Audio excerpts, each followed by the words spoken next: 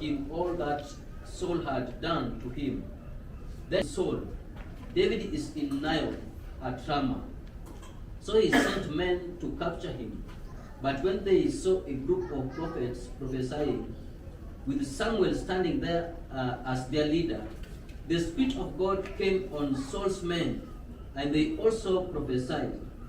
Saul was told about it, and he sent more men, and they prophesied too. Saul sent men a third time, and they also prophesied.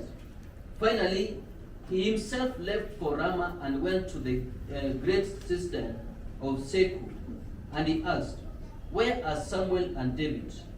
"Over in Naioth at Ramah," they said. So Saul went to Naioth at Ramah, but the Spirit of God came even on him, and he walked along prophesying until he came to Naioth. He stripped off his garments, and he too prophesied in Samuel's presence. He lay naked all that day and all that night. This is why people say, "Is Saul also among the prophets?" Amen. Verse 20. And I should not fail to sit, that I may hide in the field until I am sure that evil is determined by him. Therefore you shall deal kindly with your servant, for you have brought your servant into a covenant of the Lord with you. Nevertheless, if there is iniquity in me, kill me yourself, for why should you bring me to your father?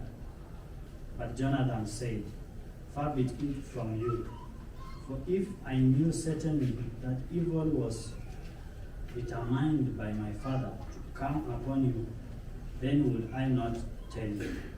Then David said to Jonathan, "Who will tell me, or what if your father answers you roughly?"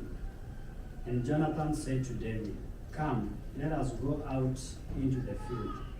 So both of them went out into the field.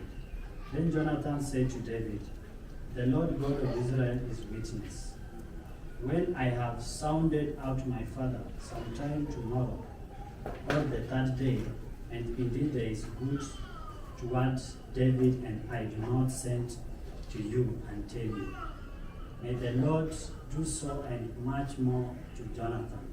But if it pleases my father to do you evil, then I will report it to you and send you away, that you may go in safety. And the Lord be with you as he has been with my father. And you shall not only show me the kindness of the Lord while I still live, that I may not die, but you shall not cut off your kindness from my house forever. No, not when the Lord has cut off every one of the enemies of David from the face of the earth. So Jonathan made a covenant with the house of David, saying, "Let the Lord require it at the hand of David's enemies." Now Jonathan again caused David to fall, because he loved him, for he loved him as he loved his own soul. Then Jonathan said to David, "Tomorrow is the new moon, and you will be missed, because your seat will be empty. And when you have stayed 3 days, go down quickly and come to the place where you hid on the day of the deed, and remain by the stone Ezel.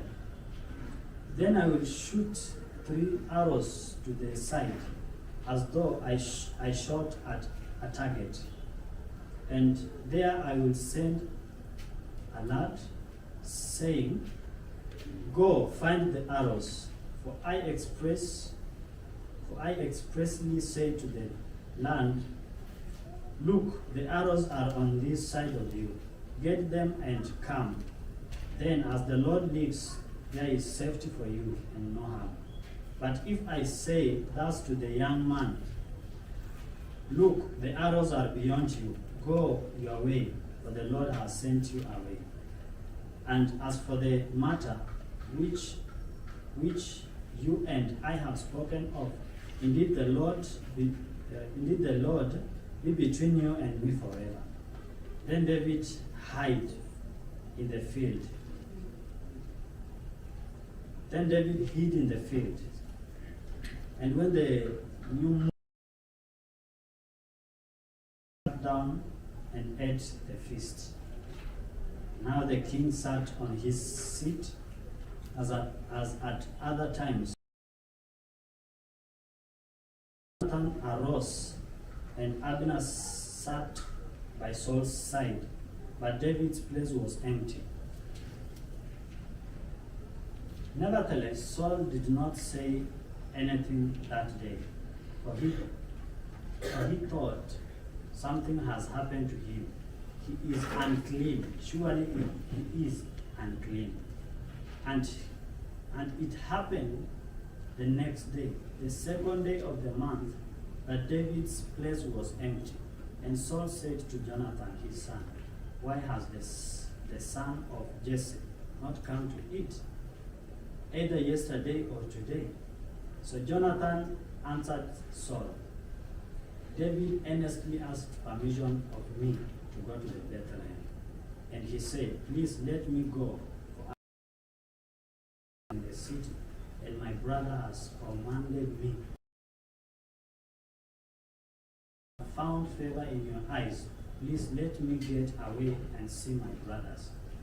Therefore he has not come to the king's table.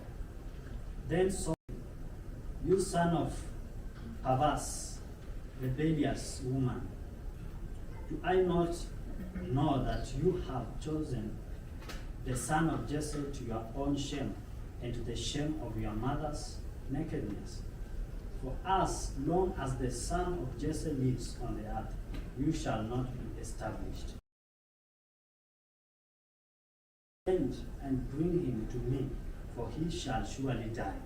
And Jonathan answered Saul, his father, and said to him, why should I be killed?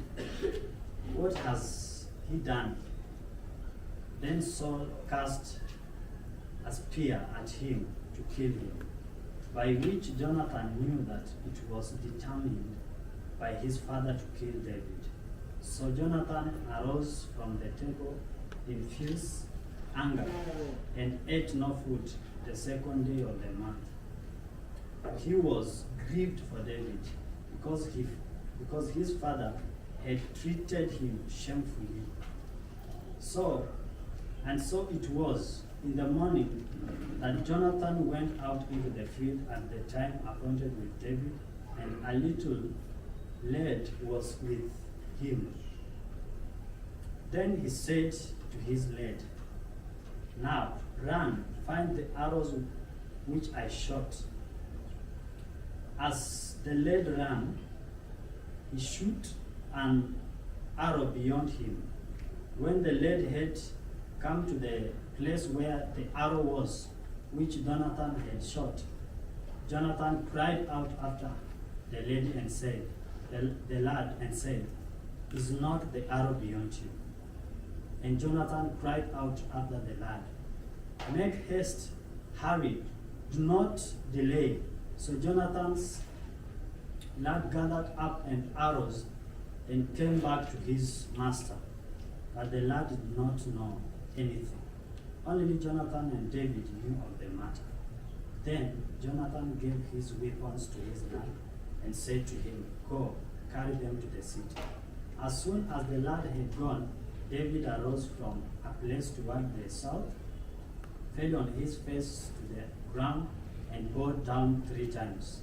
And they kissed one another, and they wept together, but David more so. Then Jonathan said to David, go in peace, since we have both sworn in the name of the Lord, saying, may the Lord be between you and me, and between your descendants and my descendants forever. So he rose and departed, and Jonathan went into the city. Amen. Amen. Amen. Okay, take your partner, share and pray. 15 minutes.